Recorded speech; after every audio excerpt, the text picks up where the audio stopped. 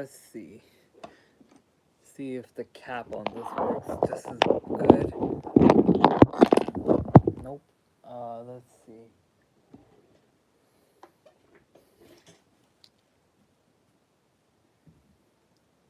Let's see.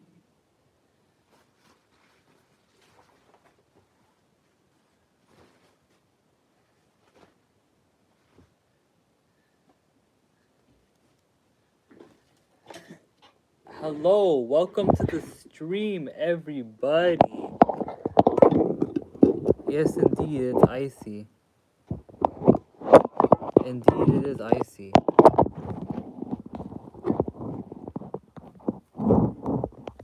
All right.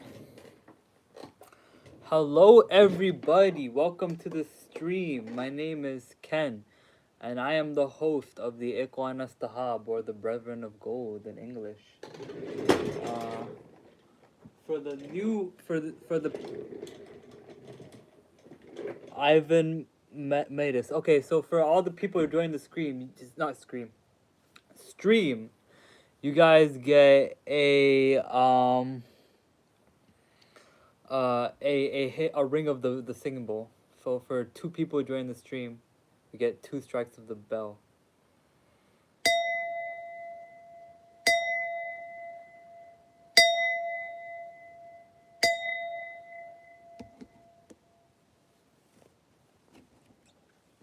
So today stream we're gonna wait till more people come in and more people know about what's going on here, but we're just gonna spend the first few minutes of the stream asking you guys like how your guys' day was, like how was your guys' day, how was your guys' life going, like how was your guys' experiences in this crazy samsara in Rome, like what is it like to live as a day-to-day version of you. You know, like how is everyone's day to day? I know I'm doing great. I had a fun day today. Um, yeah.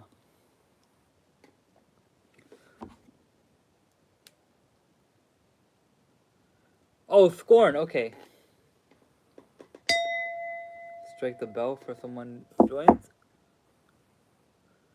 Nice. Tell all your family I said hello. But anyways, whoa. Okay, 8 viewers. Okay, so without further ado, what's up, everybody? My name is Ken, and I am the host of the Ikhwan Astahab, or the Brethren of Gold. Welcome to the first ever installment of a new series on our channel. The series on this channel is going to be called Enochian Tuesdays. Now, it's going to be consisting of days and where we read Enochian textbooks. We read Enochian books and we read Enochian information to learn deeply about the Enochian system, the Enochian practice, and the Enochian path. So, today, and for this stream, and hopefully for future streams next week, we are going to be, or to this Tuesday, we're going to be reading the Heptarchia Mystica of John Dee. Now, the Heptarchia Mystica is the mysticism of the 7 dominion, or the 7-fold dominions, or the 7-fold subjugation. And in the Heptarchia Mystica, it is made by the founder of Enochian named Dr. John Dee. Now, who is Dr. John Dee? Well, if any of you guys are familiar with Queen Elizabeth I, not the second one that died recently, but Queen Elizabeth I, back in the Elizabethan era, she had a chief astrologer named Dr. John Dee. And he was in communion with these angels and the communion with these angelic beings, and they gave him a specific language called the Enochian language. And yeah, the Enochian language basically was bestowed upon Dr. John Dee and his assistant scryer Edward Kelly. So the Hermetic Order of the Golden Dawn is a neo-Hermetic order that focuses a lot on different ceremonial magic and ritualistic styles of of the field of spirituality. Now, a lot of people in today's modern era, myself included, no, I'm not like excluding myself from this, but a lot of people in today's postmodern era,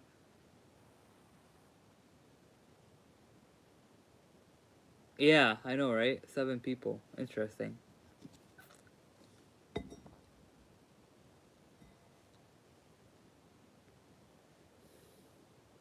Give me a second, guys.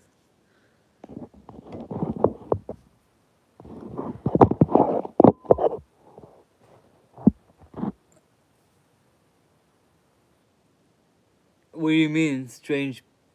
Okay, I'm not saying that name, but if you had a nickel for every time I heard this, heard what? That the Hermetic Order of the Golden Dawn is. Where is my husband? I don't know, man.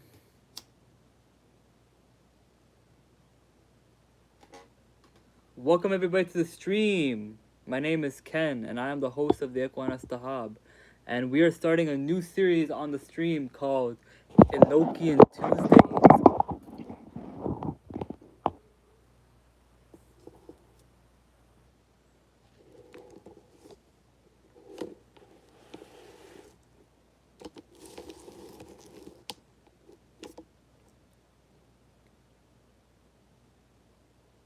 No, not Ken Kaniff, Ken Kaneki.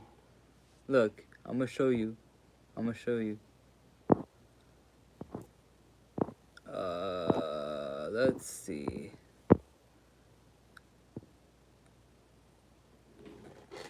Can we get a strike of the bell in the chat for all the new people who just joined the stream?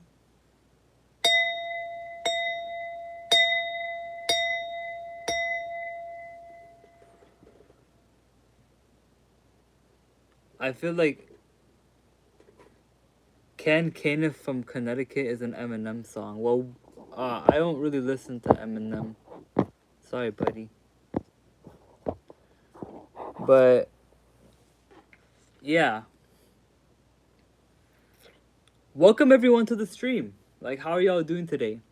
How are y'all feeling? How are y'all like do I like Bollywood music? Uh no, I'm kind of whitewashed still. I'm Canadian, so I didn't really grow up with Bollywood music or film. I grew up watching not normal stuff, Western media. Western isn't normal stuff, I'm sorry. But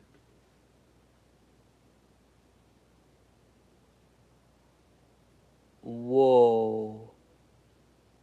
We got 2 people in the chat that's joined. Let's get a bell for the 2 people in the chat, guys.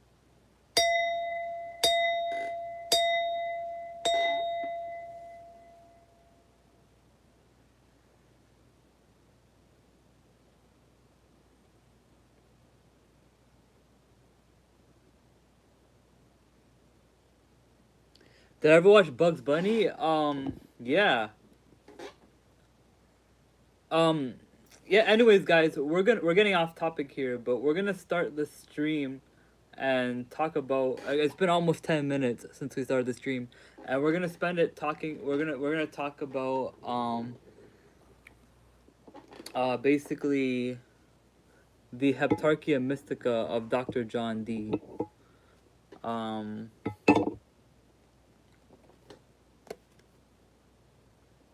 All right, you guys ready? The Heptarchia Mystica, or the Mystic Sevenfold Dominion, is a complete system of planetary magic delivered to the Elizabethan magus John Dee in 1583 through the crystal scrying of Edward Kelly, and details the angels ruling the planets and the days of the week.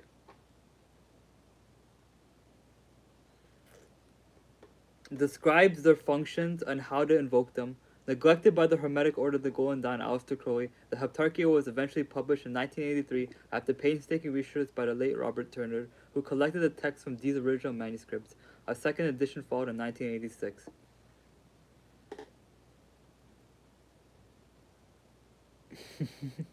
That joke's been made before.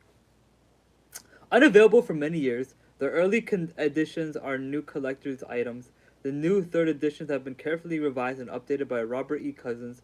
This book is dedicated in memory of Robert Turner and his wife, Patricia Shore Turner, and features foreword by Anne Turner, copiously annotated and illustrated throughout. The work is complemented by a section of essays by the authors on related themes.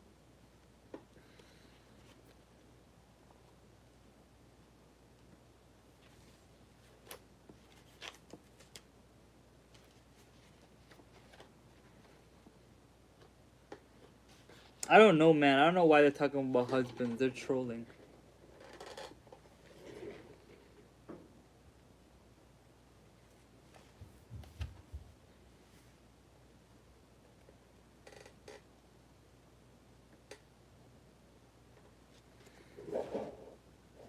So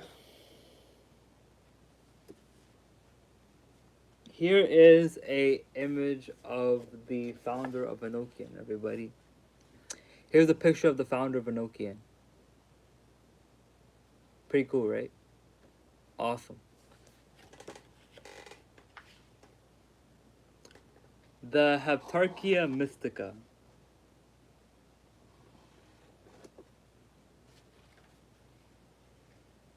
He sure is.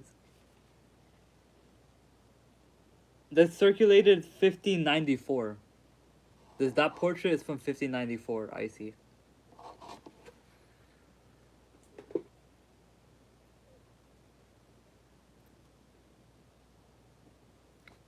Old Okian. That's hilarious.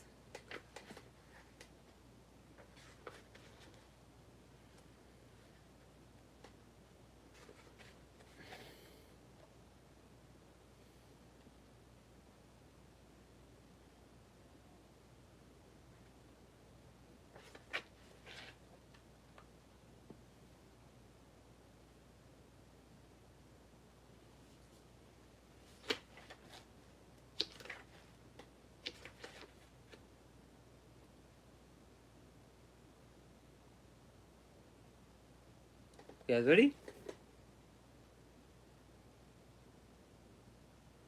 Yeah, it is kind of young for an occult system, but regardless, we ball.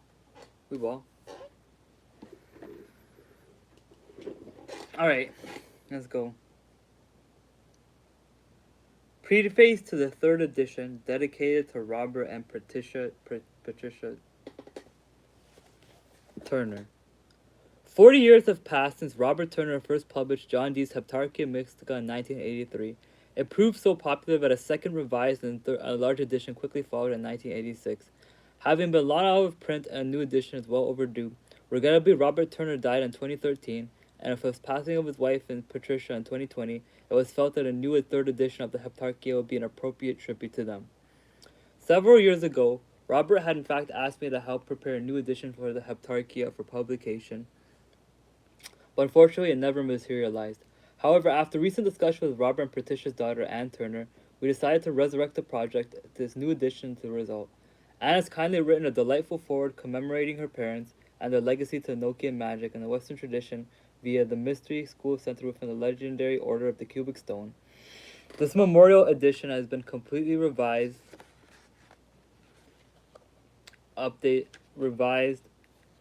and updated. Special thanks due to Anne Thorogon for providing additional... Yeah, I like it, Icy. I like it. Additional historical information, which has been incorporated to the text. Charles H. Cattle once again for his illustrations. To Barbara Pritchard for new translation of Edward Kelly's treasure map text. To Dave Marsh for compiling the table. Ministers for the dates of the week. And finally for the late Christopher Upton for his Latin translation. The illustrations have been digitally remastered for this new edition, which also benefits from additional photographs and other artworks. All sources are gratefully acknowledged. Source items and the public domain, and if it was indeterminable, any reasonable effort has been made to locate the copyright holders. Finally, I should express my gratitude to Tom Clark and Thoth Publication for their help and enthusiasm to making its new third edition of the Heptarchia a reality.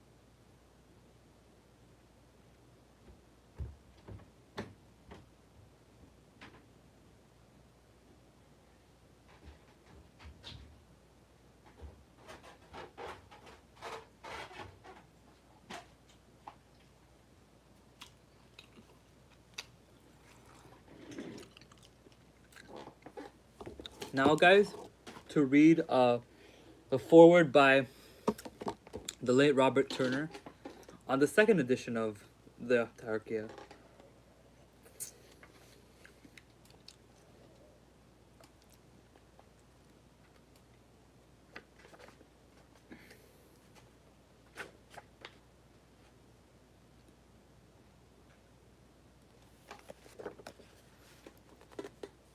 Historical foreword.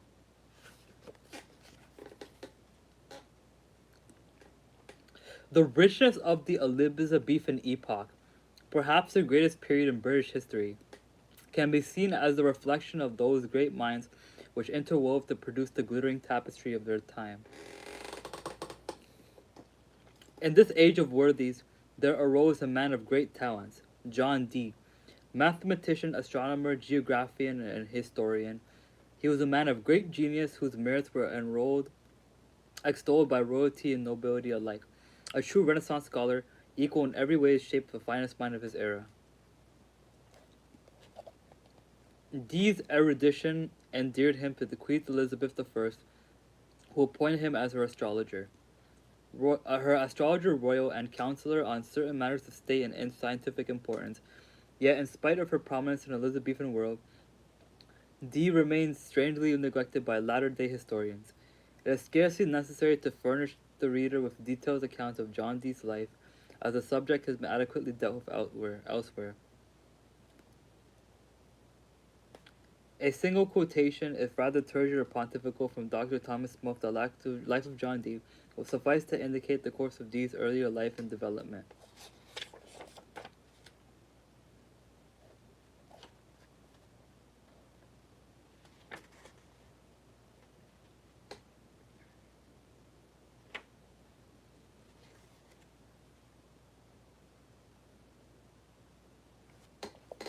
Give me 1 second, guys. I'm just gonna get something.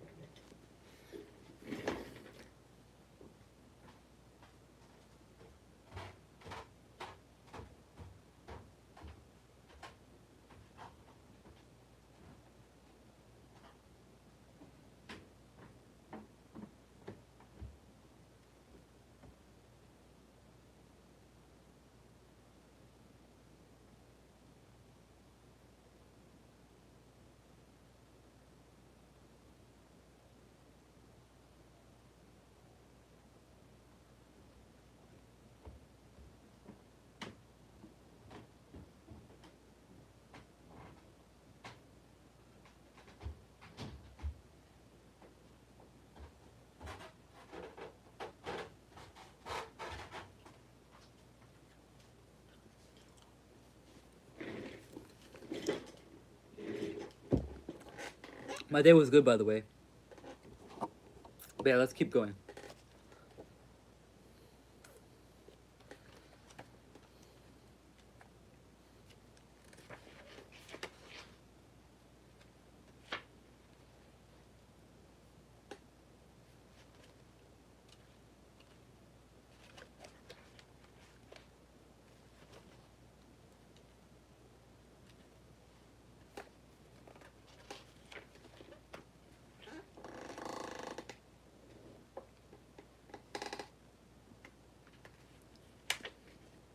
John Dee first drew the breath of life at London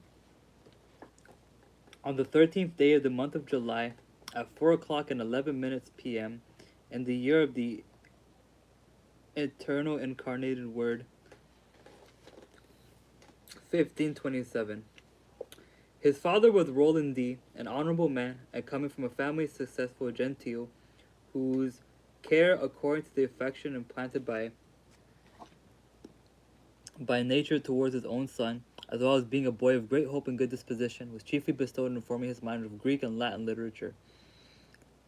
The curriculum of the studies in which boys are accustomed to be taught deeply happy paths, partly in London, partly in Chelmsford in the country of Essex. He was entered by his most loving father in the 16th year of his age at Cambridge and the college dedicated to the memory of St. John the Evangelist, to be taught the higher sciences at the end of the year 1542. At Cambridge, Dee devoured knowledge at an incredible rate, working at his books and tutorials for up to 18 hours a day. In 1548, he attained the degree of Master of Arts and left Cambridge to further his education on the continent. His fame spread through Europe, and his 23rd year, he lectured on Euclid. He lectured on Euclid to an enthusiastic audience at the University of Paris. It seems that Dee's reputation as a philosopher stood him in good stead with the English court through 2 reigns, marred only by his brief imprisonment, falsely accused of conjuring spirits. Under Mary, in June 1555, some measures of Elizabeth's esteem for her philosopher can be gleaned from the fact that in 1558, Dee was appointed to erect a horoscope in order to ascertain the most favorable date for her coronation. Dee was a prolific writer, producing innumerable books and manuscripts through his long lifespan. These works covered a vast and varied range of subjects. The arts, sciences, and philosophies were all represented in admirable and studious detail.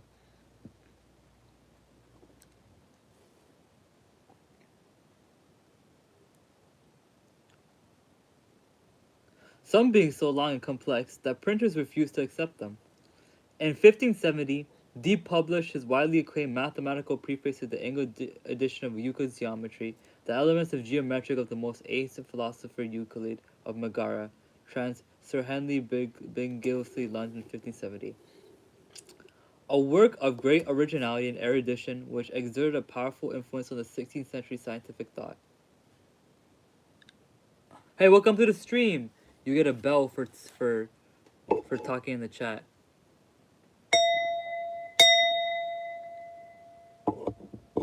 Welcome to the stream.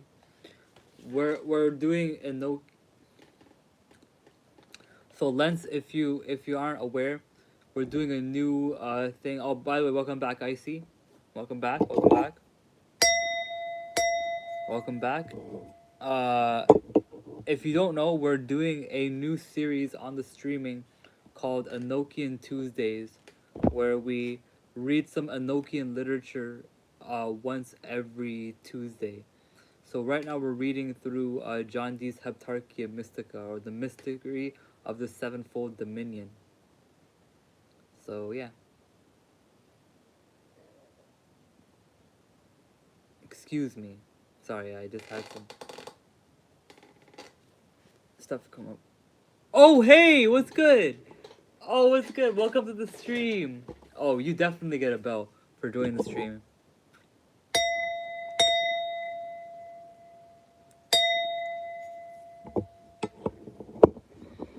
Welcome, Green Giant to Enochian Tuesdays.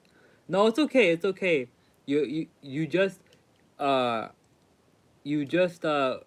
missed the beginning parts of the introduction, the historical forward, and then we're gonna read the introduction. Then we're gonna read the actual text itself.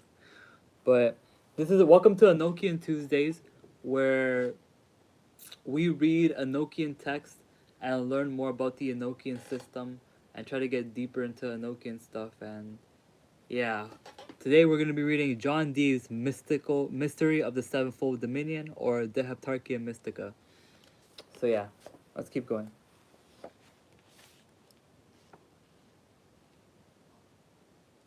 Few of John Dee's works have been reprinted in modern times, for the most notable exception being the hieroglyphic monad, which at first appeared in Antwerp in 1564, has passed through 6 editions and is available to this day. In this work, Dee attempts to symbolize the homogeneity of the universe and the creator, each individual element being portrayed as an interrelating component of the monad, representing as a mercuric emblem combined with the point as a binary crescent.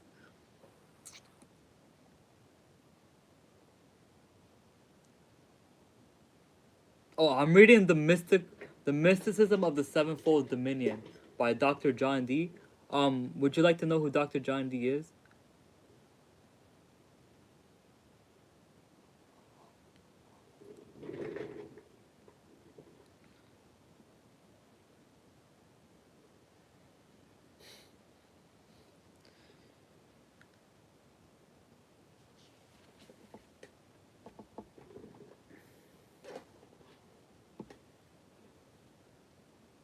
Welcome everybody to the stream.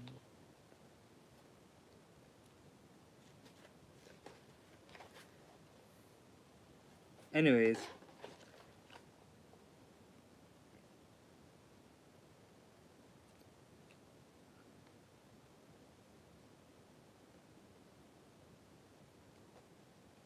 Aside from his personal literary pursuits, Dee was a prodigious collector of books. His library amounted to some 3,000 volumes and 700 manuscripts, rivaling any collection in the Elizabethan world. These, together with a vast array of Celtic records, ancient seals, and genealogies, were preserved at his home in Mortlake. Dee's Mortlake home also houses a collection of scientific instruments, astrolabes, quadrants, globes, and all manner of optical and navigational equipment filled with laboratories. And the life of John Dee, Thomas Smith describes the contents of Dee's library as follows.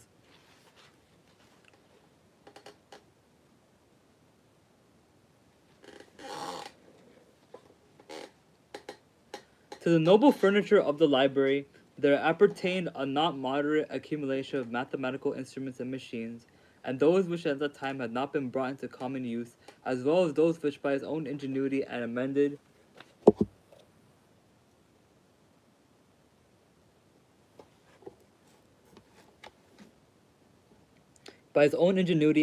reformed, he had brought into a better condition, amongst which that I may omit the rest, were a quadrant and a staff, the semi-diameter of being 5 feet, but of his 10 accurately marked with divisions, the globe of Mercator, amended and improved by the help of new observation, by means of which he inserted. Hold up.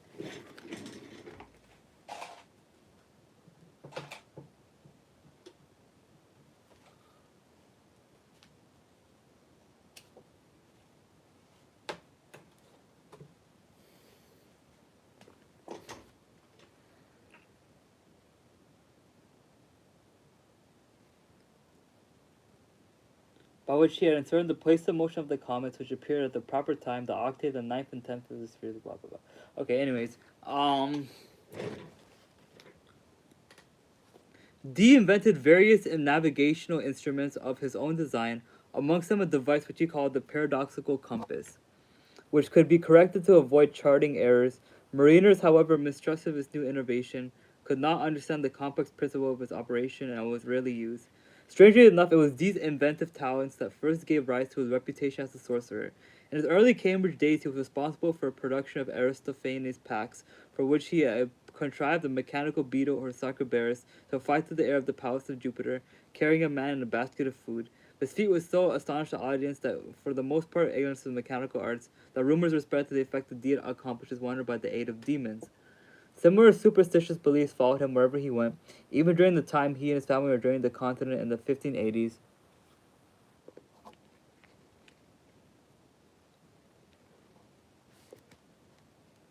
Dee spent most of his life in a state of penury, the majority of his meager income being taken up by the care of his family and his insatiable appetite for books and travel. For although Queen Elizabeth from time to time sent him gifts of money, it was not until 1596 that she granted him a living as a warden of Christ's College, Manchester. After the death of Elizabeth in 1603, Dee's life and health drastically deteriorated. His reputation as a magician continued to hamper him even in Manchester. He encountered hostility. The Queen's successor, James I, the author of demonology, later to become the textbook of witch hunters, regarded Dee unfavorably, but allowed him to live out of the remainder of his life in relative peace. John Dee died in 1609 and was laid to rest in Mortlake Church. In the present age, someone will recall him simply as Queen Elizabeth Astrologer. Others may acknowledge his contributions to mathematics and navigation, or even remember him as a pioneer of public library systems. Nevertheless, in this world of occultism, that the spirit of John Dee truly lives on, certain discoveries made after Dee's death tell of a mysteriously hidden aspect of his life. To findings we devote the remainder of this volume.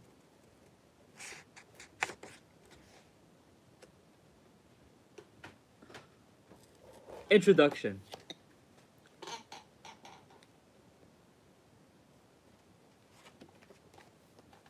Give me 1 second, guys.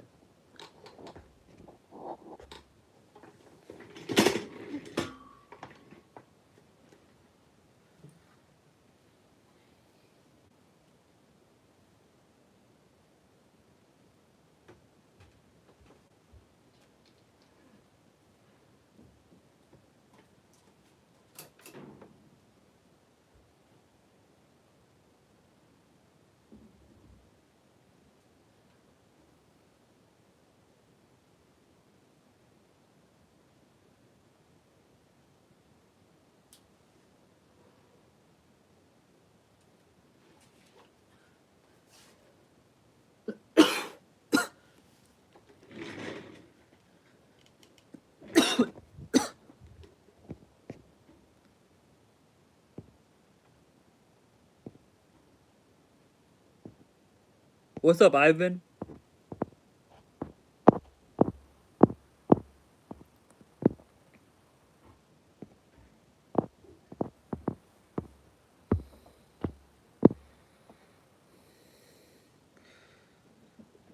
It's not Sudoku. It's not Sudoku. I'll explain what it is later, but we're gonna continue with the Ivan the Whiplash. Yeah. We're gonna continue with reading the Heptarchia, but I promise you guys I'll explain everything in due time. But no, my profile picture is not Sudoku.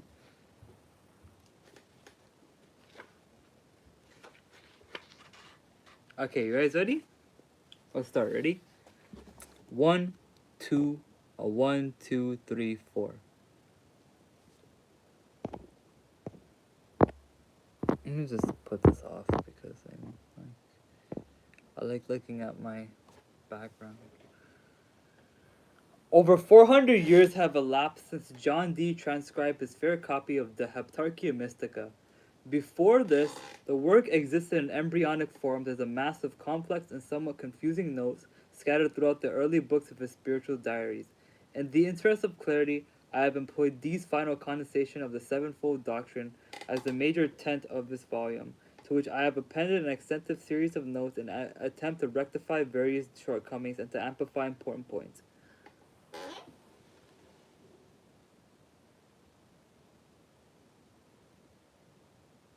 Okay.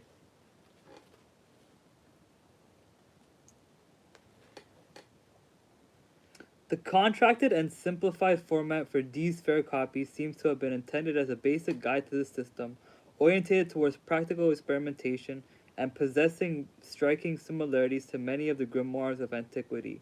Whether or not Dee actually employed the invocations of the Heptarchy and further attempts to communicate with the 49 good angels is uncertain, and certainly not apparent from the scant references to these at the later books, the 5 books of mysteries. All we can say is that apart from minor inconsistencies and certain obscurities, the Heptarchial text holds together as a unique system of practical occultism, forming the basis of much of Dee's later works. 54 years after Dee's death, the manuscript of the Heptarchia Mystica, together with other items, was discovered by a confectioner named Jones.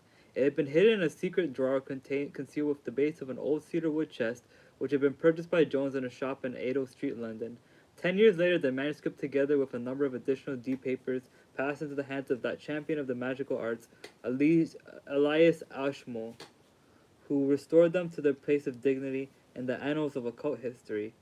Ashmole's account regarding the discovery of manuscripts and how they subsequently came to his possession is recorded in his own works of the Phileaf of Mystery Libri uh, Quinqui. Be it remembered that the 20th of August, 1672, I received by my hands the servant Samuel's story of part of Dr. Dee's manuscripts, all written in his own hand, viz. The Conference with Angels, which first began on the 22nd December, the year 1581, and continued by the end of May 1583, where the print of books of remaining conferences began and are bound up by this volume. Besides, these books are entitled The 48 Claves Angelicate, also Liber Scientific Terrestris, all of which were few dated before delivered to my said servant from my pencil, be my good friend Thomas Wale of His Majesty, Wardess of Tower of London. Okay, so this is like some history on. Okay.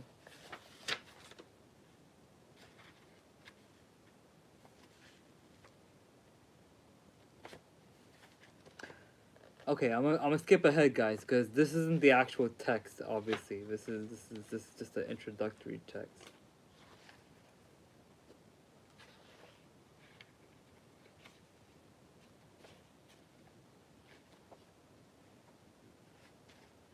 During the period which I was engaged in studying these manuscripts in the British Library, I came across the second hard copy of the Heptarchia Mystica, bound up with ancient magical treaties by Catus and Forman, entitled Compendium Heptarchia Mysticae. The British Library Catalogue North note suggests that the manuscript represents a rough draft of these fair copies. Sloan, Sloan, MS 3191, R3, and is written in the same hand, apart from minor differences, and the form of the final table. The work appears to be an exact copy of the principal work, even down to the style of writing, which begins chaotically and settles down to a neat, precise hand after the first 3 pages. In addition, the watermark, a hand, and the sign of benediction. Okay. Um,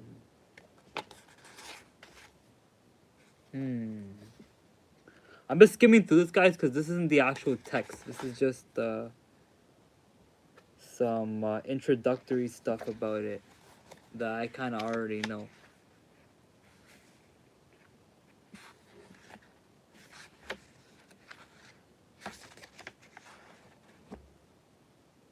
I really just want to get straight into the text. I'm not even gonna lie. I know a lot of this history already, and I just feel like it's just boring to tell people about it. We're gonna get into the actual text now, guys. Fuck a introduction. I think we've read enough for the introduction, honestly.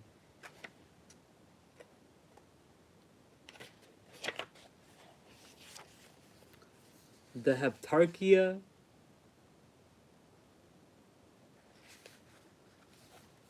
The Heptarchia Mystica. This is gonna be awesome, guys. I'm gonna have so much fun with this. I'm glad you guys agree, by the way, that we should just cut straight to the text. Okay.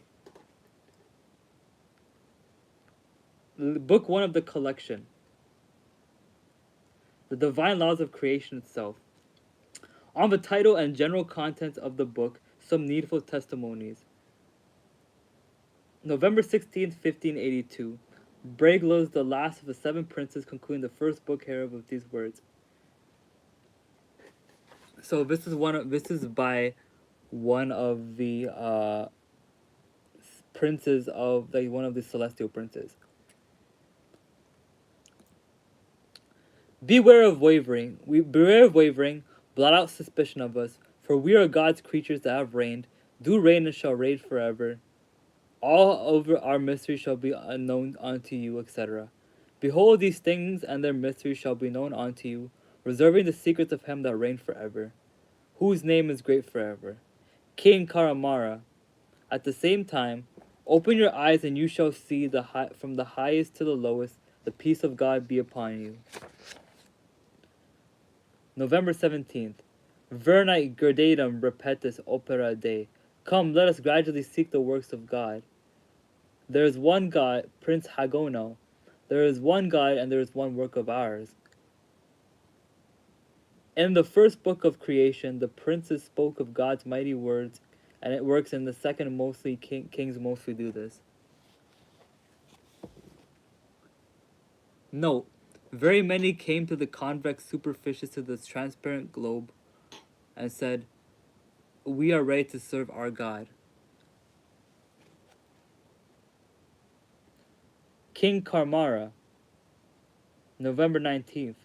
This work shall have a relation to present time and present use, to mysteries far exceeding it, and finally to propose an intent whereby the majesty and the name of God shall...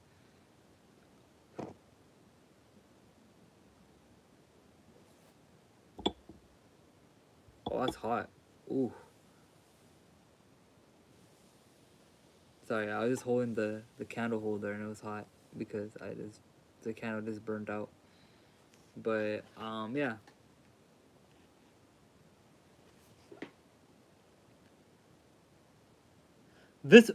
King Karamara, November 19th. This work shall have relation to present time and present use, to mysteries far exceeding it, and finally to a purpose to intent whereby the majesty and name of God shall and may and of force must appear, with the apparition of his wonders and marvels yet unheard of. I have spoken. Note, as Michael and Uriel at the beginning of these revealed mysteries were present and gave authority to Karmar to whole heptarchial revelation, in a conclusion that appeared again, Raphael with them, Michael concluded that the second book of this particular revision to heptarchial of the words following. Michael. Oh, okay, it's Archangel Michael now, guys. Watch this.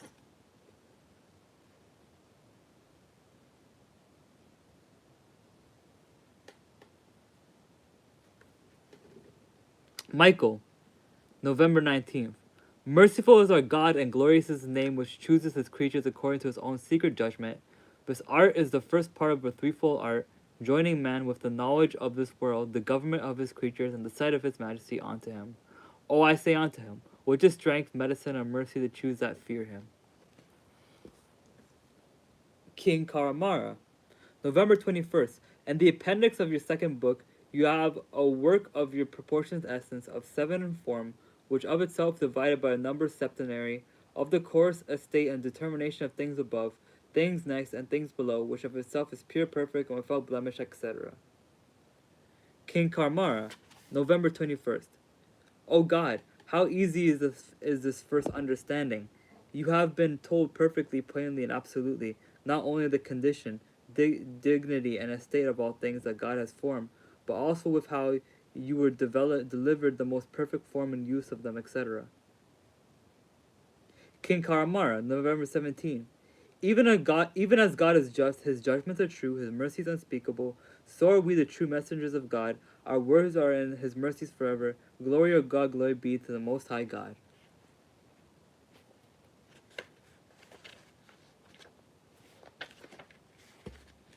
Archangel Michael, April 29th, year 1582. Now you touch the world. Now you touch on the world and the doings on earth. Now we show you the lower world, the governors that work and rule under God, by whom you have the power to work such things as shall be to God's glory, profit of your country, and the knowledge of his creatures. So we proceed to one God, one knowledge, one operation. Come, daughters, behold these tables. Herein lie their names that work under God on earth, not of the wicked, but of angels of light. The whole government does consist in the hands of 49, and God, his power, strength, mercy, and justice, whose names are here evident, excellent, and glorious. Mark these tables, mark them, record them to your comfort. This is the first knowledge. Here you shall have wisdom. Hallelujah. Mighty and omnipotent are you, O God, O God. God amongst thy creatures, you fill all things, and your excellent foresight, your glory shall be among us forever. Amen.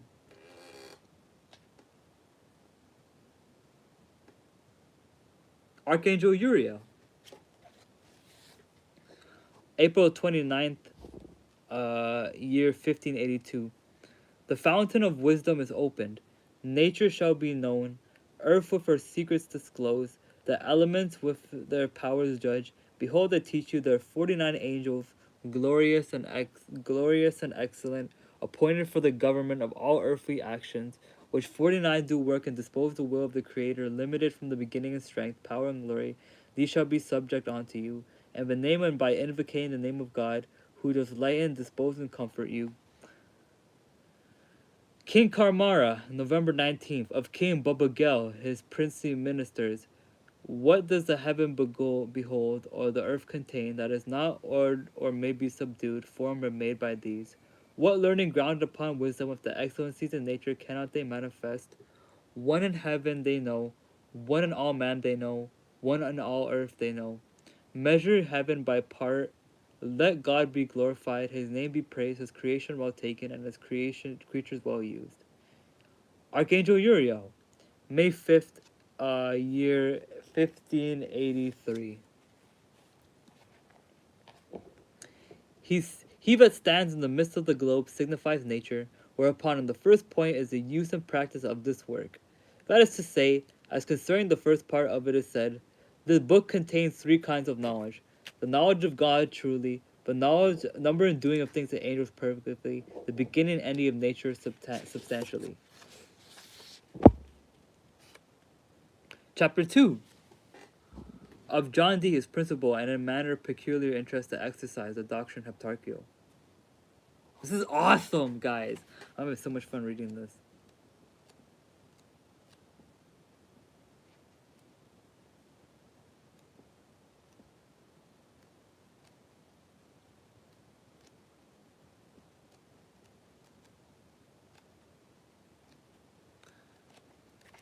What do you guys think of the book so far, guys? You guys think it's fun? What do you guys think of the book so far?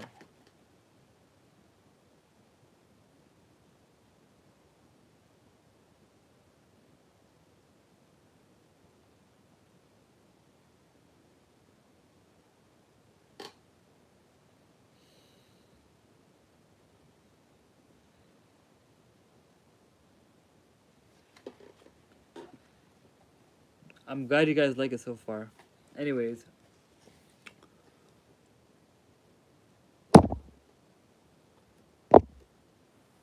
I'm gonna give you guys some time to ruminate on what we just read, but this is some really fun stuff, guys. I'm really enjoying the Heptarchia so far. Let's taking a little breather.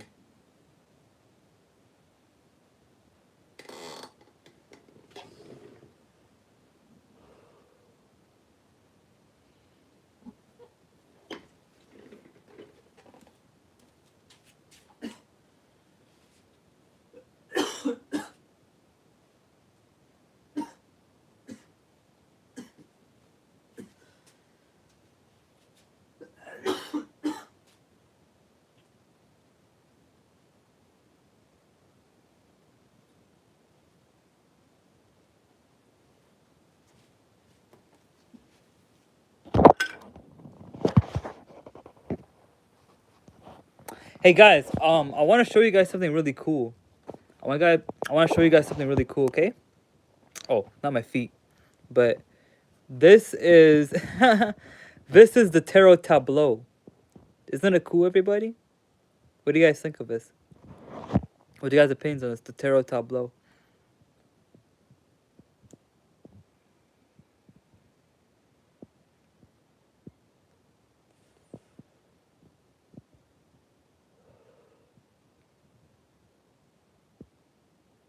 Yo, Tyrone! Oh, yo, we gotta get a strike up the bell for Tyrone. 100%. We gotta get a strike up the bell for Tyrone. I gotta get a strike up the bell for Tyrone. Watch.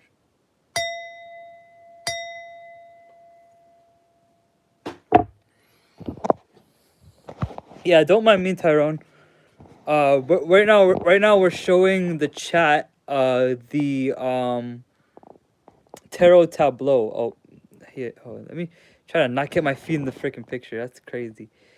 But we're showing the chat the tarot tableau, and what this is basically like a sigil. It's basically like a living like tool that you use for scrying and for information and for like relation and path working and for a bunch of other things. But yeah, this thing is gas, bro. Like this thing right here is gas. It's very good to study. It's a very holistic thing to study because you're studying like the archetypes of reality. This was canonized, or this was coined by the BOTA, which was Paul Foster Case's organization that he made, and Paul Foster Case was a previous member of the Golden Dawn. But that's what's up. That's what's up, Tyrone. That's what's up. Oh my god, that shit's awesome. Yeah. It just looks very colorful. I don't know. It just looks very colorful to me, and to know that like I'm like laying down the archetypes is like pretty cool.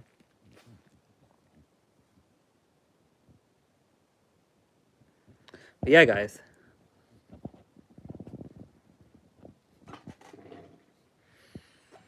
This is a fun stream.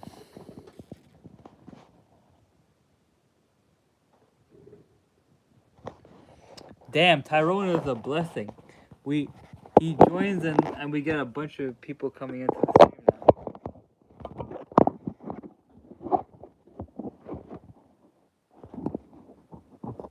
now. Okay. Where is Meetup Tarkia now?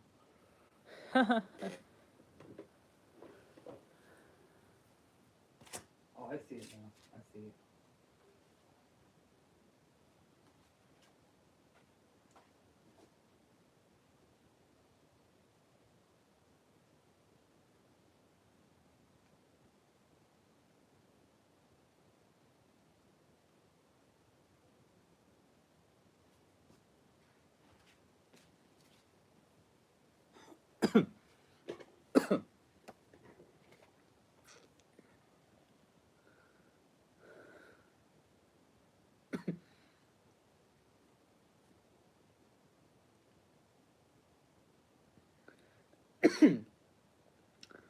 Chapter 2.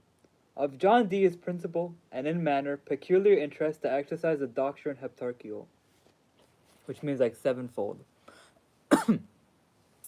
Heptarchial means like sevenfold, basically. which we got 6 viewers. Ooh, one away from 7. But yeah. Anyways, Archangel Uriel, 1582 November 11th. This is our last age, which shall be revealed to you. Archangel Michael, the mysteries of God has a time, and behold, you are provided for that time. Haganah, November 16th. The sons of light and their sons are subject unto my commandment. This is a mystery. I have spoken of it. Note it thoroughly. By them you shall work marvels. There are kings false and unjust, whose powers I have subverted, or augmented and destroyed. So shall you. The second assembly were the governors of earth, whose glory, if they be good, the weapons have taught you augment, and consequently, if they be evil, pervert. Born Ogo. I am born Ogo. Oh, November 16th. I am born Ogo. This is my seal, and this is my true character. What you desires me shall be fulfilled. Glory to God. Bephaethus. Behold, behold, lo, behold. My mighty power consists in this. Learn wisdom by my words. This is wrought by your erudition. When I instruct you from God, look at your charge, look onto your charge truly. You are yet dead. You shall be revived. But oh, bless God truly, the blessing that God gives me. I will bestow upon you by permission. How mighty is our God, which walked on the waters, which sealed me with his name, whose glory is without end.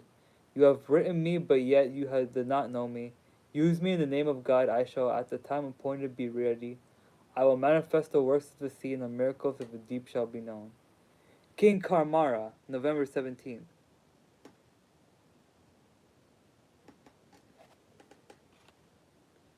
Behold, you desirest, and are sick with desire.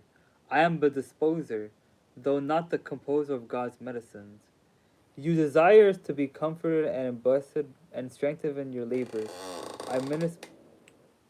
Hold up, let me just get comfortable. There we go. I minister unto thee the strength of God. What I say is not of myself, neither that which is said to me is of himself, but is said of him which liveth forever. These mysteries have God lastly, and his great mercies grant unto you. I have answered you doubting minds. You shall be glutted, yea, you shall be filled. You shall swell and be puffed up with the perfect knowledge of God's mysteries and his mercies. Abuse them not. Be faithful. Use mercy. God shall enrich you. Banish wrath. It was the first and the greatest commandment. I reign by him and live by him which reigns and liveth forever. Marginal note. Ananel gave me the commandment a year of 151, and the preface of it were all these actions. King Karmara, November 17th. I've showed you perfectly. Behold, I teach you again. Oh, how merciful is God that reveals so great secrets to flesh and blood. You have 42 lepers. Your tables have contained so many, etc. King Karmara, at the same time. When you will work for anything appertaining to the estate of a good king, you must call upon him, which is their prince. Secondly, the ministers of his power are 6, etc. King Kamara. In outwards my words are true. I speak now the use of the one of the first that I spoke of, or manifested yesterday. Said I not and showed I not, which had the government of princes, for as it as a mystery to further matter, so as a purpose to present use. If it rule worldly princes, how much more shall it work with the princes of creation? You desire youth, I teach youth, and yet the art is the further understanding of all sciences that are past, present, or yet to come. Welcome to the chat. You get a bell for coming in the chat.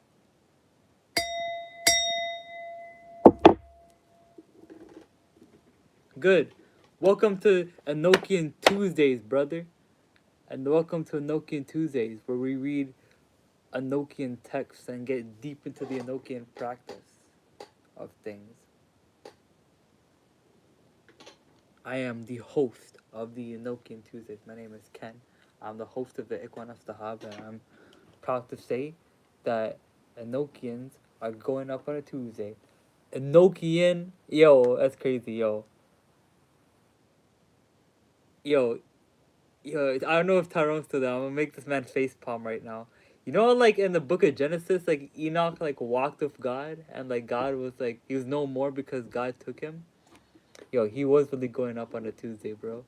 He had the whole club of angels like yo, where is this man coming from? Because in some like Heckalot literature, guys, like my one of my mentors told me about some Heckalot literature. I've yet to find this literature that he was talking about, but um in some Heckalot literature, um when Enoch traveled up the heavens, the angels believed that he was like the Messiah. So like they're like, "Oh my God, the Messiah came back and took the kingdom and woo!" And Enoch was like walking up. He's like, "Nah, what? No, that's crazy," and stuff like that. So it's like I've read certain I read certain I've heard certain stuff, and like this subsection of literature I read that when Enoch traveled up the heavens, like literally the club was going up on a Tuesday. You know what I'm saying? Like that's crazy. Like Enoch's like ascension into heaven is like very essential to like basis of mysticism, because I feel like this is where it starts a lot of like debate on, because Enoch is like a very like coveted figure. We've talked about Enoch a lot, like Enochian stuff, like a lot on this channel.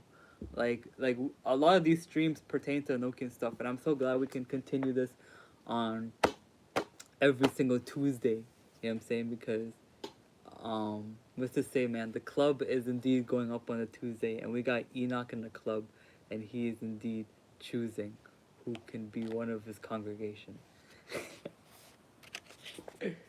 Yo, that's crazy. I'm an insane man. The ring. Okay.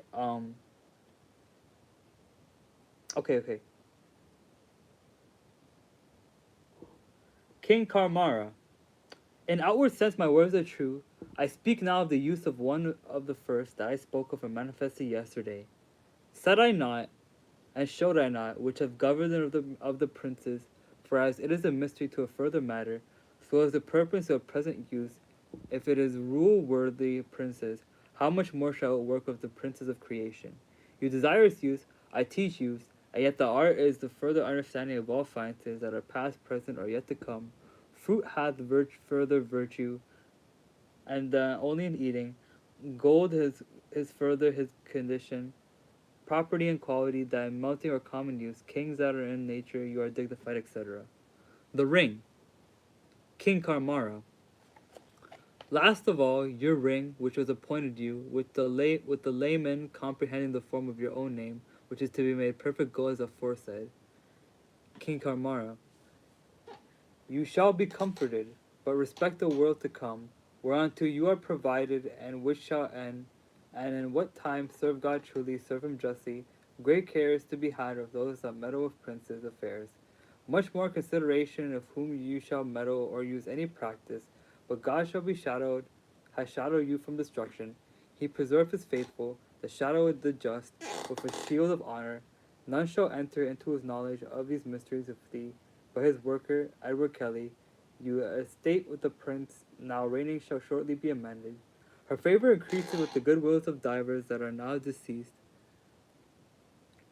Your hand shall shortly be their help, and you shall do wonderful and many benefits to the augmenting of God's glory. For your country, finally, God does enrich you with knowledge, and of yourself has given to understanding of these worldly vanities. He is merciful, and we see as good creatures, neither have do we forget these. God does bless you both, whose mercy, goodness, and grace I pronounce and utter upon you. King Bobugel, November 19th. I have said, D, at least, but not too late. 58? Okay.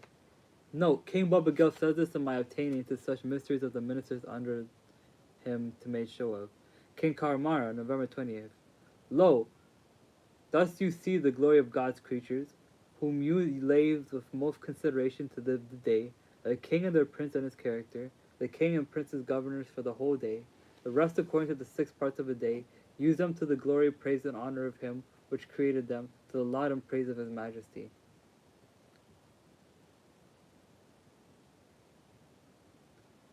King Binapur, November 20th. Write this reverently, note with submission. What I speak of has not been revealed, not in these last times of the second last world, etc. You shall work marvelously by my workmanship in the highest. King Binaspol. Unto my prince, my subject, have delivered the keys of mysteries of earth. All these are angels that govern under him. So use them, they are and shall be at your commandment. King Benabsen. By me you shall cast out the power of wicked spirits. By me you shall know the doings of the practice of evil men, and more of it they spoken and uttered to man. In the manuscript D. Increlex Benabsen, here is.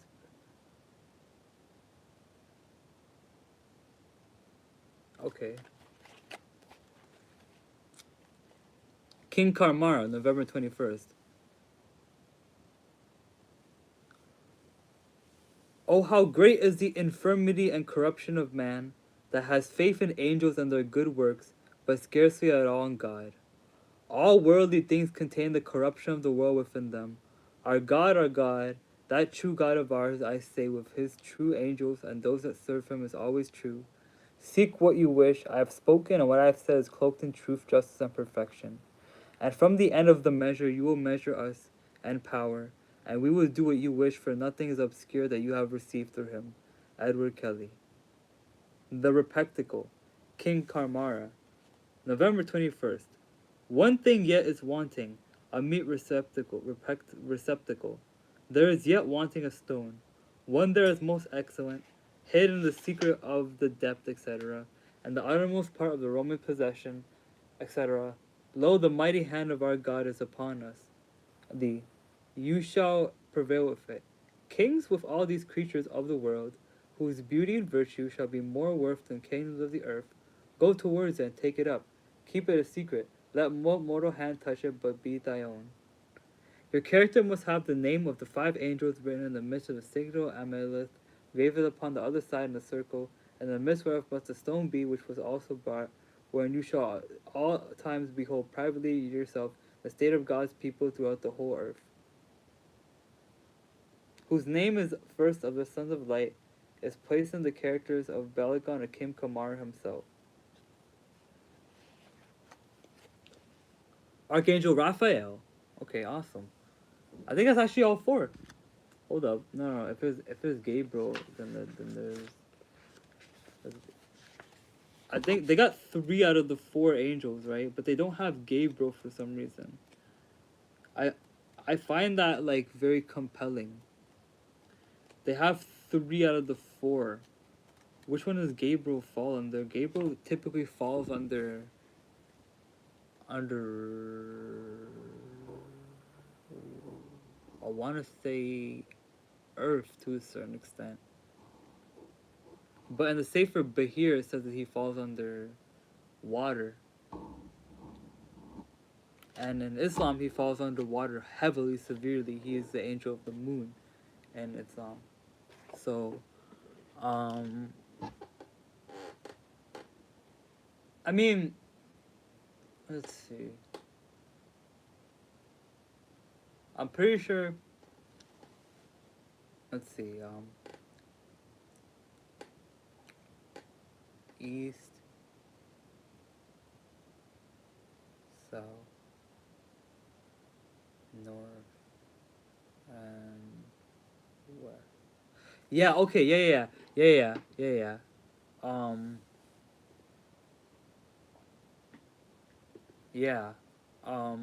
I just thought about it for a second.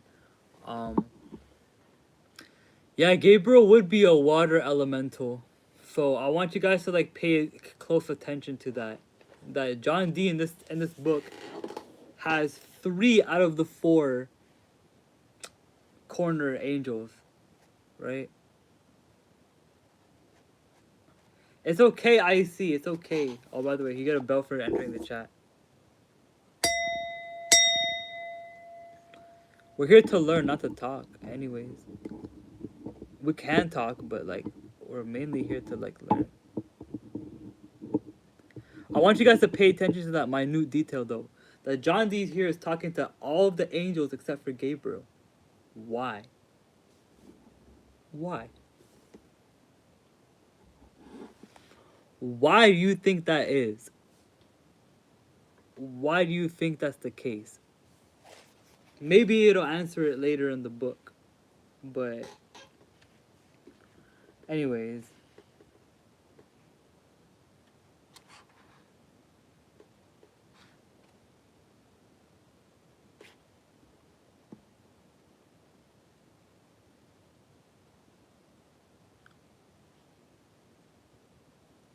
Yeah, I missed you, I see. I did.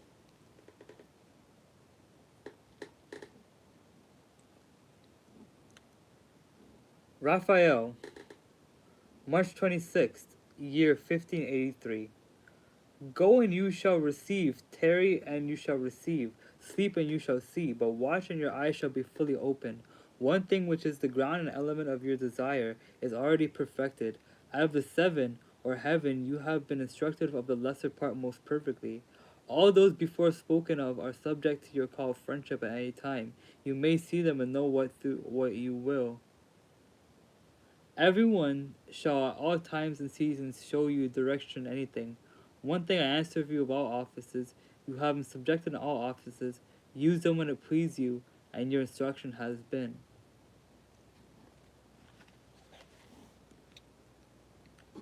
Uriel, April 23rd, year 1583. The Lord said, I have hardened the heart of one of you. Oh, no way! I think I know which one it is. Okay, that's crazy. I have hardened the heart of one of you. Yea, I have hardened him as the flint and burned him together with the ashes of a cedar, to the intent that he may be proved just in my work and in great in the strength of my glory. Neither shall his mind consent to the wickedness of antiquity, nor from the iniquity I have chosen him, not to be the first earthly witness of my dignity. Michael, in its manner of apparition. No, Uriel came in again with another hymn, and jointly these two are said together.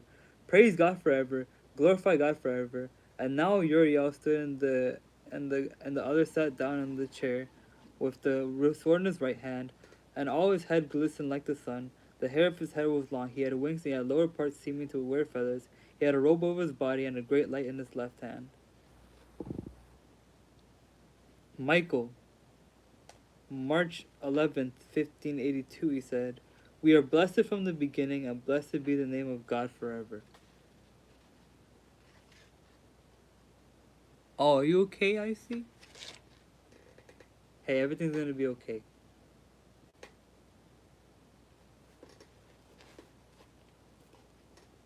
No, an innumerable company of angels were about him, and Uriel did lean on the square table by he that sat into the chair and said, Go forward, God has blessed you.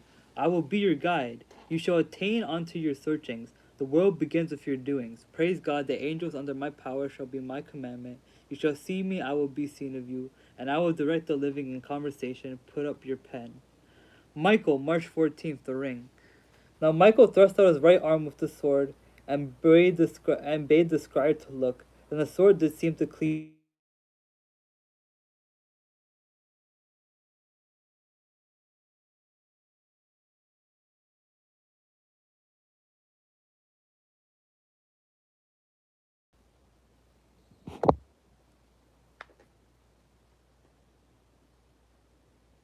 Sorry guys, I got a call.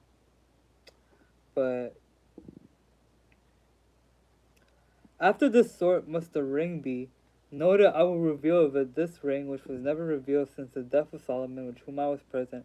I was present with him, and strength and mercy, lo, this is wherewith all miracles and divine works and wonders were wrought by Sol- Solomon. This is which I have received unto you. This is which philosophy dreams of. This is it which the angels scarce know. This is it, and blessed be the name forever, etc. Yea, his name shall be blessed forever. Then he laid a ring upon the table and said, I have noted the matter of the ring in all points.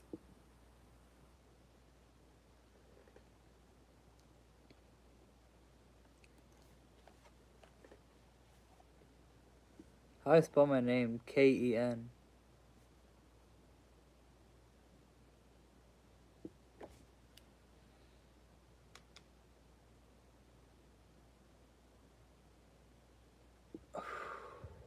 Always gonna get some stretches, right?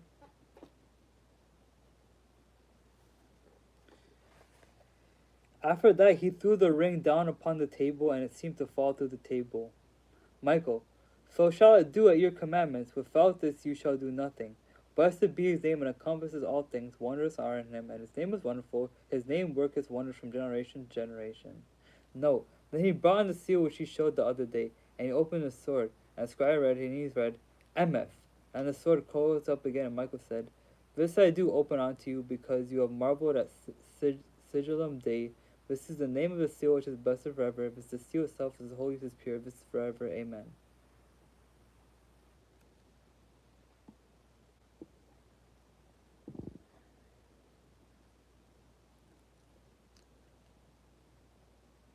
Michael, March 15th, year 5082. As I was with Solomon, so truly I will be with you, etc. As I was with Solomon, as all his work and wonder, use me in the name of God for all occasions.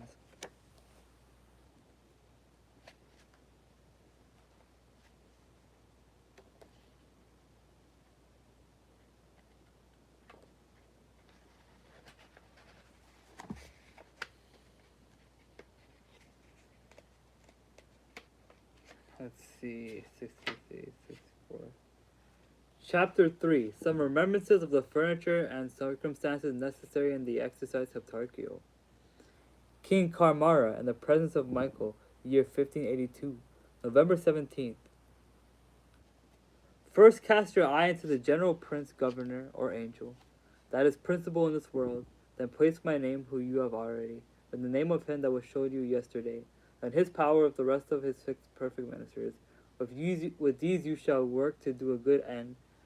All the rest you may use to God's glory, forever one of them shall minister to your necessities. Moreover, when you work your feet, you must be placed upon these tables, which you see is written last, comprehending 42 letters and names. But with this consideration, that the first character, which is the first of the 7 in your formal book, be placed on the top of the table, which you was and are shall be commanded to have used. Last of all, the ring which is appointed with you, the lamp comprehending the form of your own name, which is to be made in perfect gold, as Father said. Even as God is just, his judgment is true, his mercy unspeakable, so are we the true messengers of God, and our words are true and his mercy forever. Glory of God, glory be to the Most High.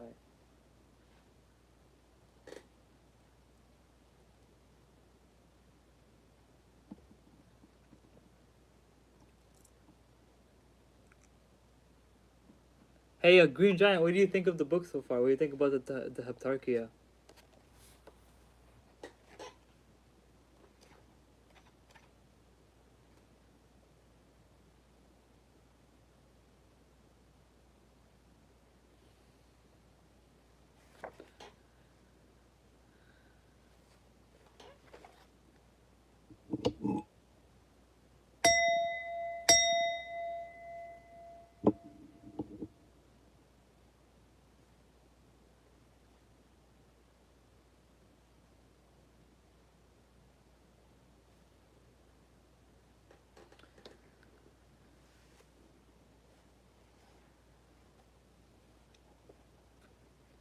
It's it's about the well here. Oh, let's see.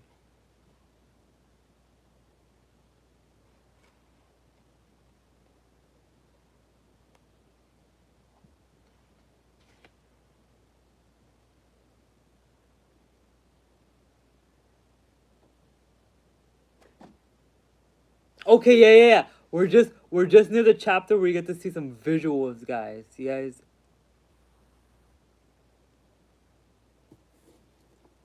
we're just near the chapter where we're gonna get some visuals. So if you guys stay around for like 10 or 20 minutes, we're gonna see some visuals.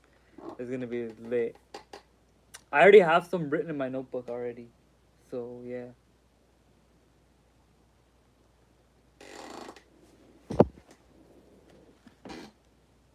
Alright. King Karmara, November 20th. Lo, you just see the glory of God's creatures, whom you may use for the consideration of day, their king, the prince and his character, the king and the prince govern for the whole of the day, the rest according to the 6 parts of the day, Use them to praise, glory, and honor of him which created them to laud and the praise of his majesty. King Karmar, November 21st. The characters of the kings are on the globe and of the princes in the heptagonum. Prince Hagenel, November 16th. The sons of light and their sons are subject unto my commandment.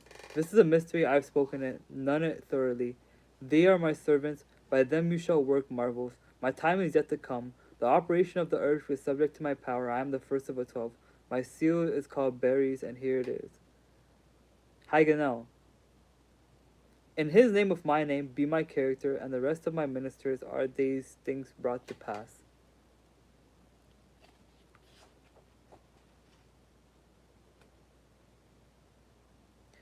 One, that these lie here, that these that lie here, those who are witches, enchanters, deceivers, and blasphemers, and finally all that use our nature with abuse and dishonor him with reigneth forever. The second assembly were the governors of the earth, whose glory if they good, the weapons of which we have, taught thee will argument, and consequently if they be evil will pervert. The third assembly are those which the taste of God's mystery and drink of juice of nature, whose minds are divided, some of eyes looking towards heaven, the rest to the center of the earth, where there is neither glory nor goodness nor good. It is wrought, I say, it is wrought for your understanding, by the seven of the sevens, which were the son of a septeminary, whose names you have written and recorded to God's glory. Prince Bavitmo said, but the office is under King Benaspol, whose prince is Basildum. The mystery of thee I know not yet. For Basildum will be found to be the proper king of Benaspol, of the making of the men's afforders of my golden lemain. Hagenel. Mark this. All spirits inhabiting within the earth, where the habitation is of force or not of will, are subject to the power hereof pointed to the seal. With this you shall govern, with this you shall unlock, with this in the name of him who reigneth you shall discover her entrails. November 17th, King Karmara. When will you work anything pertaining to the state of a good king, you must call upon him which is their prince. Secondly, the ministers of his power are 6, whose name contains 7 letters apiece by thy tables, do manifest by whom in general, or by any one of them in particular thou shalt work, for any intent or purposes concerning letters particularly that do to concern the name of 42, which 42 in general is one of them, do and can work the destruction, hindrance, or annoyance of an estate, condition, or degree.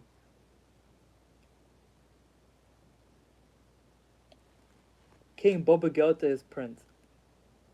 Come, prince of the 7 princes who are princes of the waters, I am the king, mighty and marvelous in waters, who powers in the depths of the waters. King Karmara. Oh damn, all this shit in Latin, buddy. Come, I say, be present. Come, O king of the waters. Come, I say, great is your power, but mine is greater. God gave life to all his creatures. Come, fire, come, life of mortals, I say. Come hither, God reigns, O come. For he alone rules, and his life is the living. King Karmara, also Balagan, at the same time. Come where there is no peace, but the gnashing of teeth.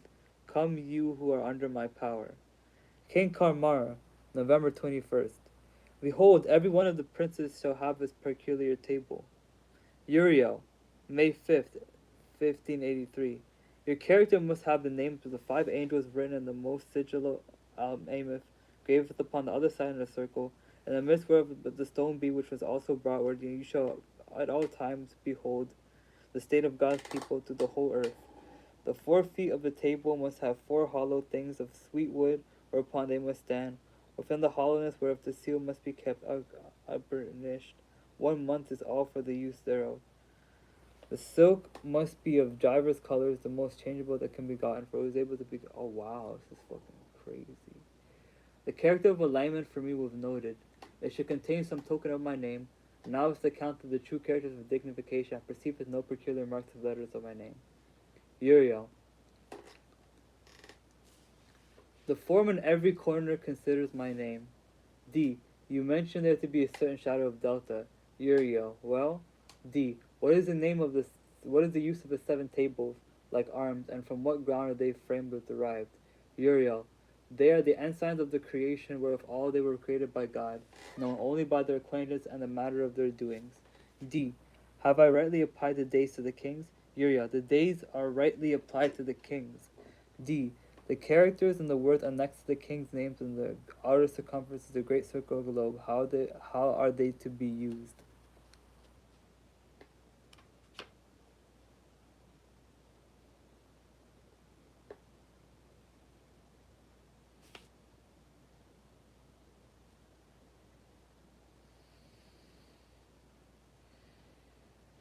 Oh, we get some visuals soon, guys. We get some visuals soon. Crazy.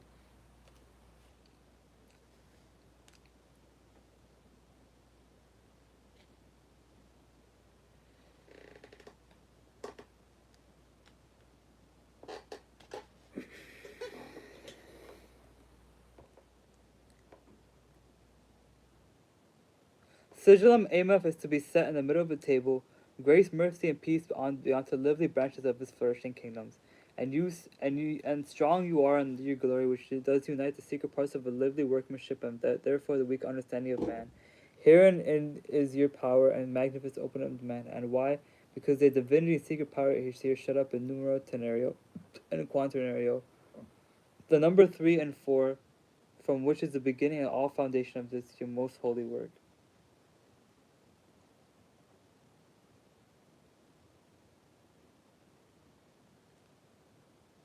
For if you be wonderful and incomprehensible in their own substance, it must need to fall that day that your works are likewise comprehensible. But lo, they shall not believe, because they see whichever they scarcely believe. Strong is the influence of your supercelestial power, and mighty is the force of that arm which overcomes all things. Let all power rest in you. Amen. Leave out the bees of the 7 names and the 7 kings, and the 7 princes, and place them in a table divided by 12 by 7, the 7 spaces being uppermost. And therein write the upper line the letters of the king with the letter of the prince following next after his name, and so of the 6 others, and their princes that read on to them with the right hand, from the upper part to the lowest. You shall find them in the composition of this table, that they will all comprehend that the certain letters which are to be put by that reason, that the king and princes do not spring from God, and not God from the king and princes, which excellence is comprehended and is also manifest in that 3rd and 4th member. Round about the sides of the square table in every letter is the 14 names of the 7 kings and princes. Hereafter you shall perceive that the glory of his table surmounts the glory of the sun. All things else that appertain unto it are already prescribed by your former instruction.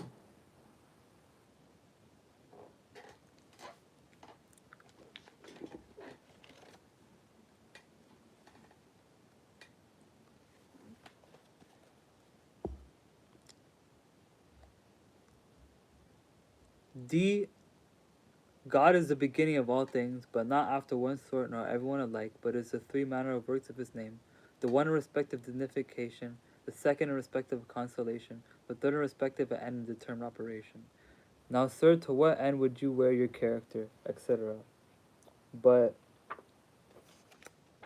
how do I teach? The character is an instrument applicable only to dignification, but there is no dignification, but that which you proceed to have is perfect composition, centering the square number of 3 and 4, the center whereof shall be equal to the greatest. Hereby you might gather note of the end. The blessed character is prepared, but also the nature of all the characters is second. Consolation, you mean? The table is an instrument of consolation, and so are the other 7 characters which you can call by name of tables, square onto the form of arms, which are proper to every king and prince according to their order, now to the last, as contained the end and determined operation. It only consists in the mercy of God and the characters of these books, etc., set down by the king and princes on the table, as you know them, with their letters backwards. Wow, okay. So my character or layman of dignification are all the names of the 7 kings and 7 princes perfectly as a great table. The B's only being the first letter, keep back in memory. I will show you in the mighty hand and strength of God what his mysteries are, the true circle of his eternity comprehending all virtue, the holy and sacred Trinity. O holy be he, O holy be he, O holy be he. Uriel answered, Amen. Michael, now what will you? D. I wish full pain proceed according to the matter in hand. Michael, divide the outward circle in 40 equal parts, whose greatest numbers are 4. see do it presently. D. I did dividing it into first 4 into every one onto them into 10. D. He called one name by Samael. One came and kneeled down, and a great fire came out of his mouth. Michael said, to him are the mysteries of the tables known.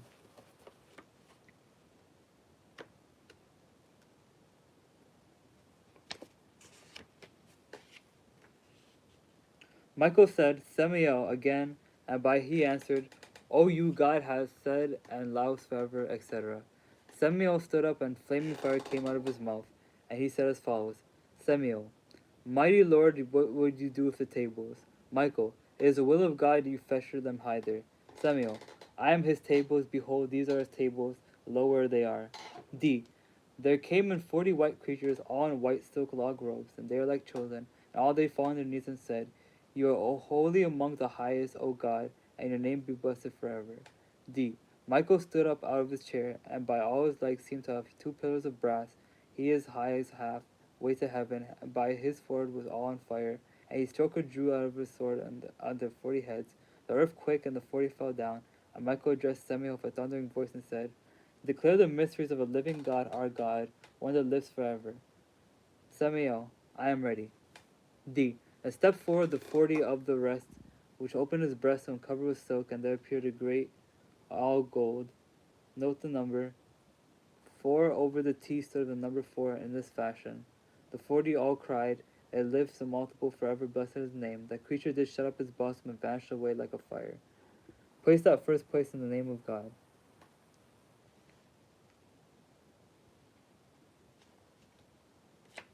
Uriel. This is a seat of perfection, from which all things shall be shown upon you. You have long desired. A mystery not yet known. These 2 shall remain in the stone. To the sight of all undefiled creatures, you must use a 4 square table, 2 cubits square with upon none essential and data to them. Okay, I can probably draw this out actually. That's actually pretty interesting. I think it's Agla actually.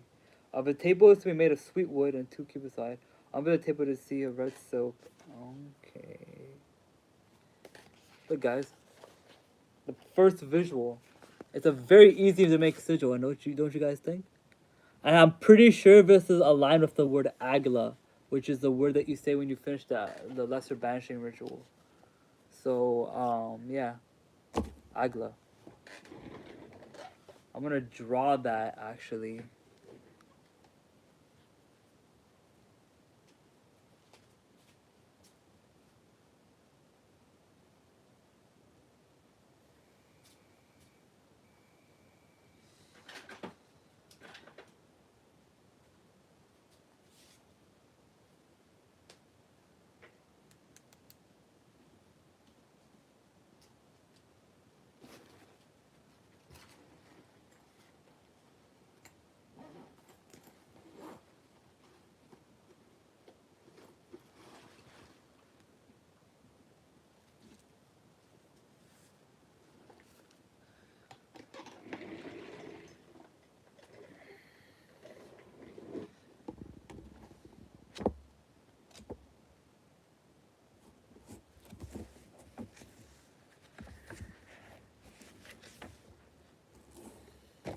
Okay.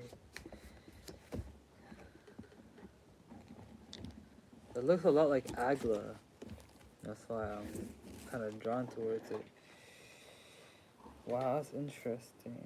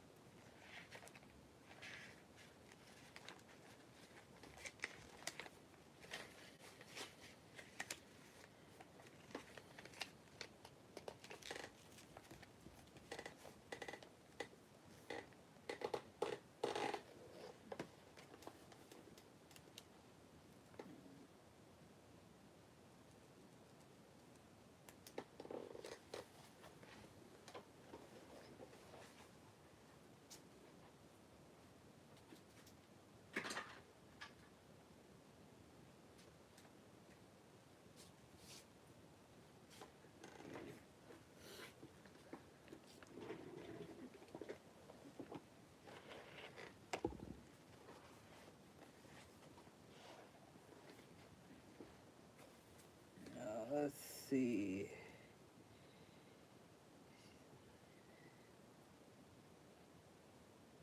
Ah, none of these pens work, bro. I'll do mechanical.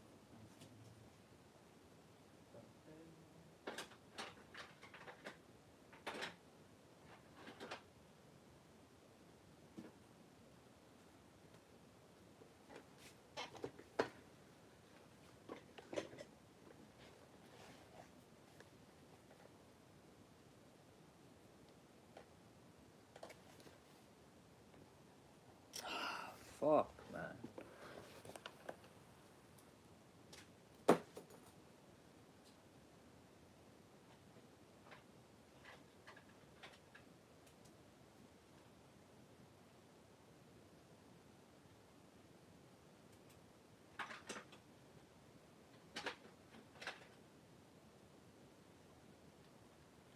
Bro, we gotta use the classic pencils, you dig? We gotta use the classic pencil. That's fucking crazy. I usually write my shit in pen, bro. Now I'm writing in pencil. What the hell? That's primitive. Okay, let's see. Let's see if I can get this the first time.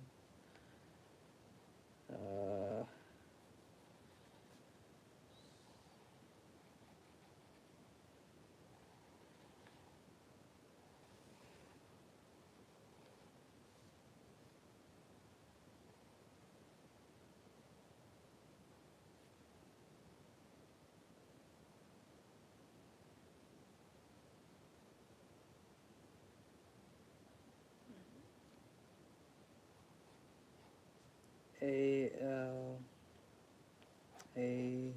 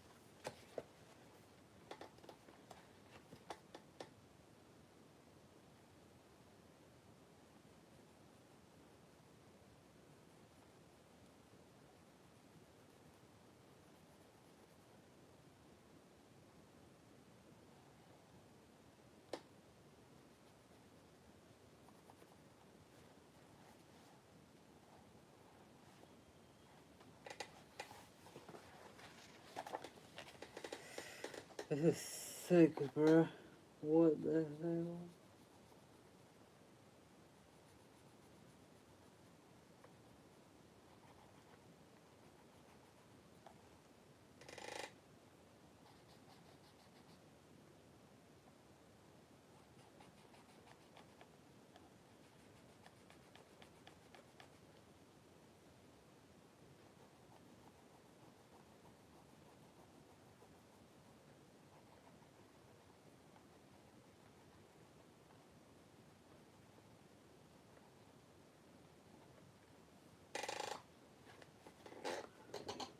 All right.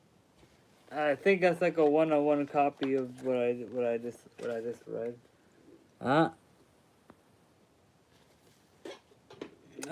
That's what we're working with, and that's what we made. Eh. Yeah, I'm streaming from my phone. Yeah.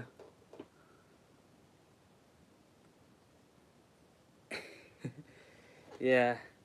Um. Yeah. We just made the first sigil.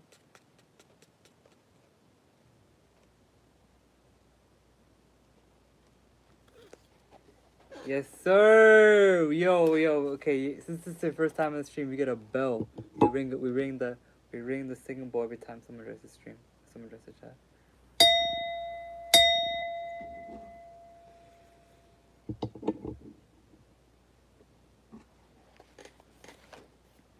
Yeah, I've had this cut for a while actually.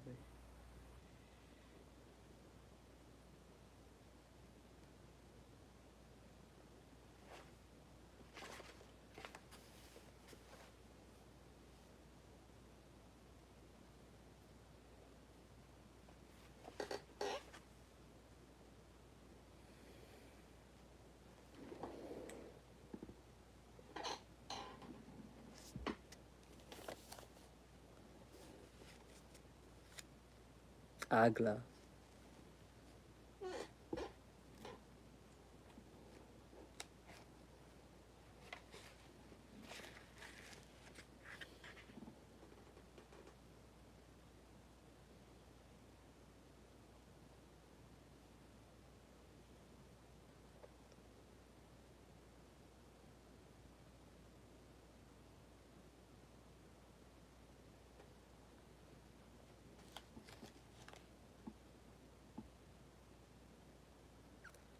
Oh, Agla. AGLA. Hold up. I actually I have to refer to my notes for that, but it's a uh.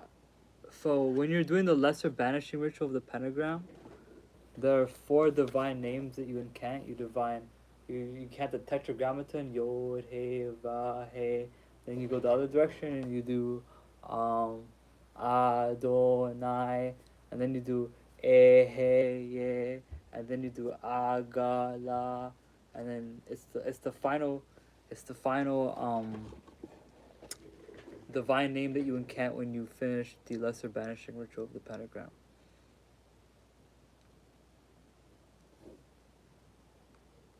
Mm-hmm. Yeah, give me a second.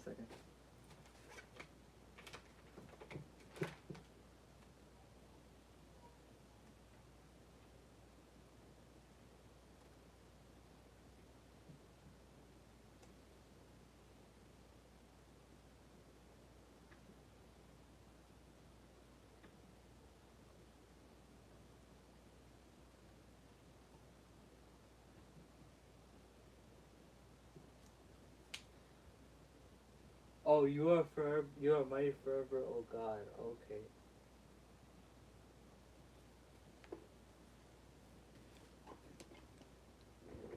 Yeah, it means you are forever. You are forever. Oh, yeah. You are forever. Oh God, Almighty God. Yeah, that's what it means.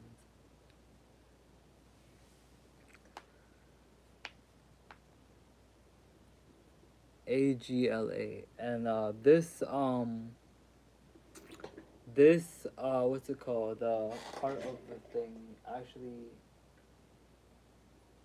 Yeah, that's actually pretty interesting. Yeah, interesting. Okay, so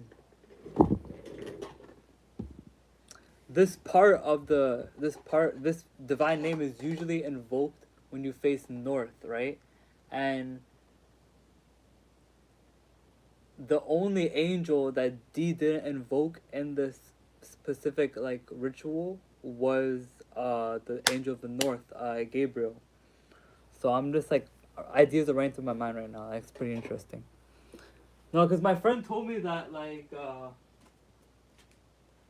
that's pretty interesting. Wow.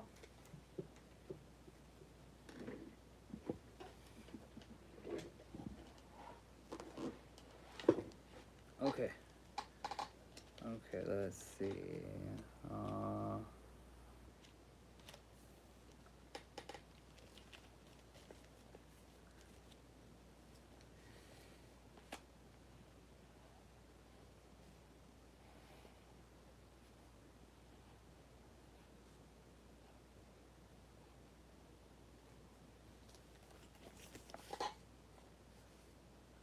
Agla.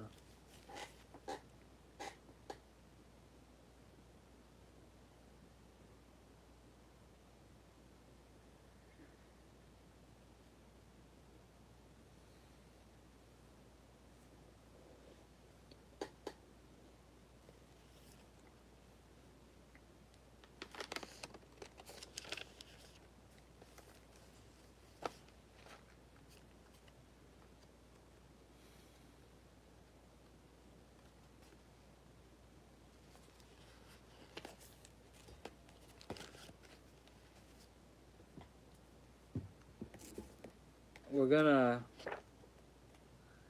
we're probably gonna read. There is how many more chapters?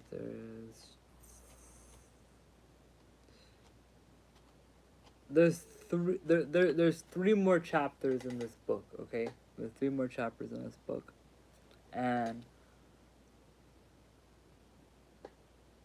I think I wanna end it off there because this is where they start using like visuals and stuff like that, and so we got to the auditory parts of the Heptarchia Mystica. I also have to study this too. Like, there's a lot of stuff I want to study in this, and I'll come back to you guys and relay some notes.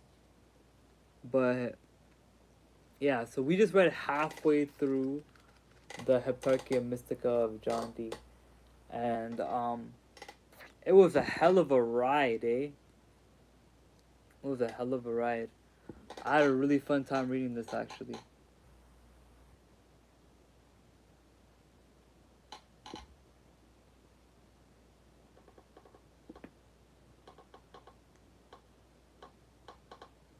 So yeah, I'm gonna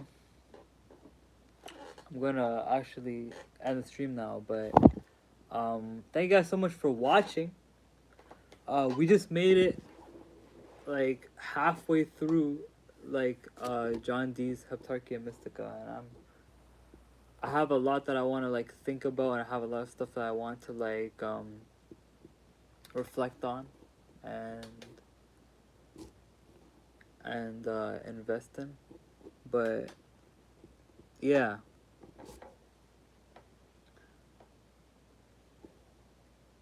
I'm gonna go like check the visuals and stuff like that. But yeah, yeah, no problem. But yeah, peace out, guys. That was an amazing stream. I gotta say, that was an awesome stream. I had a lot of fun. So I hope you guys did too. Bye.